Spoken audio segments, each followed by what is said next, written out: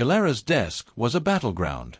Crumpled notes with scribbled messages on them, unfinished sketches, and a textbook with a page on quantum entanglement open to it were scattered around like fallen soldiers. Her eyelids felt heavy with exhaustion, her head a spongy mess, and the threat of another equation was enough to make her weep. The clock on her wall taunted her with incessant ticking, each tick a small hammer blow to her already throbbing head. She was exhausted. 7 consecutive nights of study marathons that lasted through till dawn, fueled by lukewarm cups of coffee and sheer willpower, had finally caught up with her.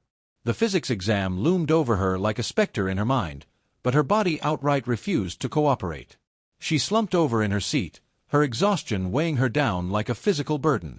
"Just 5 more pages," she whispered hoarsely. But even that was a daunting prospect. She closed her eyes, and a vision flashed through her head. Not of graphs or equations, but of her grandfather, a lean man with eyes that twinkled like 1,000 stars. He had been a farmer with calloused and weathered hands, and had always spoken to her of the earth. She recalled one such story.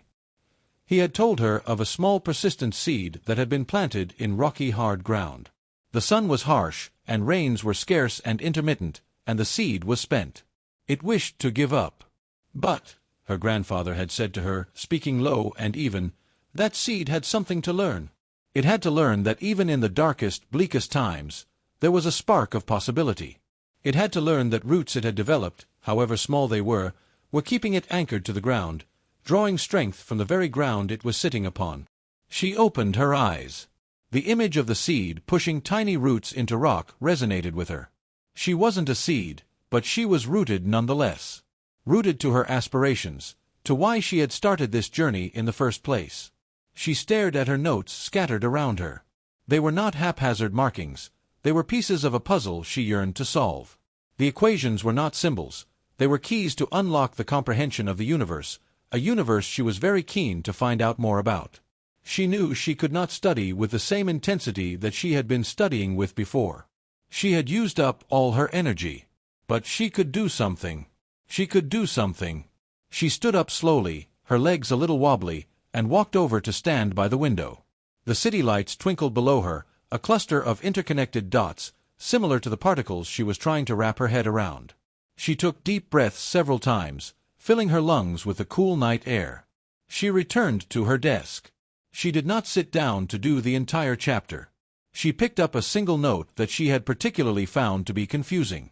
She studied it, not with a sense of needing to memorize it, but with a child's fascination with a new toy. She started to draw it again, slowly, deliberately.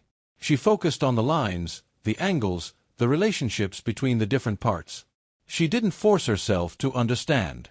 She simply observed. After a few minutes, something shifted. A small flicker of understanding ignited in her mind. She felt a connection she had not felt. She picked up another note, then another. She did not solve the entire problem, but she did make a small step forward. She realized that motivation wasn't pushing through exhaustion with sheer willpower. It was finding a way to connect with the subject matter, to rekindle that original spark of questioning that had originally intrigued her. It was finding a way to make progress, even if it was step by step, when feeling stuck seemed to engulf everything. She did not finish the entire chapter that night. But she did not give up either. She found a way to continue on, even though she was tired, and that, she knew, was a victory in and of itself. She slept that night, not with satisfaction at a perfect study session, but with inner certainty that she had found her roots, and that they were deep enough to hold her up even if she felt she was drying up.